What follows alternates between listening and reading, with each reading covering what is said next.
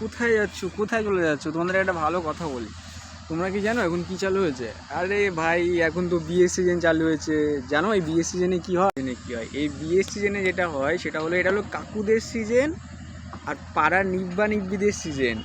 এই যে কদিন আগে তুমি দেখছিলে যে কাকুটার অনেক দিন ধরে বিয়ে হচ্ছে না, কাকুটা হঠাৎ করে সরকারি চাকরি পেয়ে গেছে, বা যে ভাইটা ছাপড়ি হয়ে ঘুরে বেড়াচ্ছিল একটা মেয়ের পিছনে, কাল সকালে উঠেই দেখবে তাদের বিয়ে দেখবে ফেসবুকে স্ট্যাটাস দিতে শুরু করে দিয়েছে, বিয়ে করে নিয়েছে, সিঁদুর ফিঁদুর পরে একদম সংসারী হয়ে গেছে।